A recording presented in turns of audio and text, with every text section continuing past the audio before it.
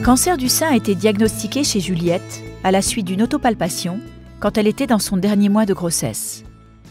La première question qui m'est venue, c'est « Et ma fille, est-ce qu'elle a un risque ?» Voilà. Et après, elles m'ont un petit peu expliqué les choses. Et tout allait très vite. J'ai eu l'opération, on m'a enlevé la chaîne ganglionnaire. Alors, j'ai fait 6 mois de chimiothérapie et après 2 ans d'hormonothérapie. J'ai repris le travail au bout de la fin de ma radiothérapie. Juliette a couché sur le papier l'expérience qu'elle avait vécue. J'ai tout affronté de pleine face, de front. Et je me suis jamais rendu compte que ça cause quand même un mal-être. Je me suis pas du tout rendu compte de tout ce que j'ai vécu. Ça allait tellement vite.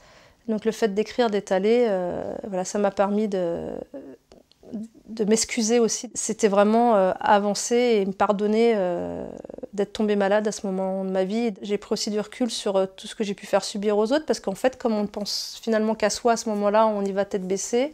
Et tout le monde autour est un peu la fourmilière et vous donne l'impression qu'ils vivent bien les choses, mais ils sont obligés d'affronter avec vous et de vous accompagner. Analyser les étapes déjà, voilà, analyser les étapes par lesquelles on est passé, les émotions qu'on a subies, qu'on a reflouées, qui font que maintenant on ne voit plus les choses comme avant. Prendre du recul aussi, parce que l'après-cancer, finalement, c'est vraiment ce qu'il y a de pire. Se dire que l'on revient à la vie d'avant, c'est strictement pas possible. Juliette a cherché l'aide d'une association avant d'aider elle-même les autres. J'étais encore en traitement que je prenais contact avec une association qui s'appelle Jeune et Rose, qui aide les femmes de moins de 40 ans voilà, dans le cancer du sein. Et voilà, au début, c'était pour moi, pour m'aider moi. Et puis, au fur et à mesure que je rencontrais des gens, je me rendais compte que je pouvais apporter des choses positives, que je pouvais aider, soutenir. On a cet a priori sur le fait que ça ne se passe pas avant 50 ans, que ça ne peut pas arriver aux jeunes. J'ai rencontré tellement de femmes qui avaient peur du diagnostic, alors qu'il vaut mieux être diagnostiqué tôt et soigné que d'attendre.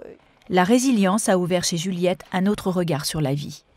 C'est vraiment il y a 2 ans, quand j'ai commencé à écrire mon livre, que les choses se sont présentées comme de la résilience, comme cette étape où ça y est, c'est fini, je vais passer à autre chose.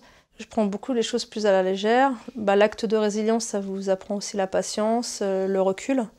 Je prenais tout à cœur et maintenant j'ai appris à prendre du recul et à me dire que des petits détails, des petites histoires, des tas de choses sont sans importance.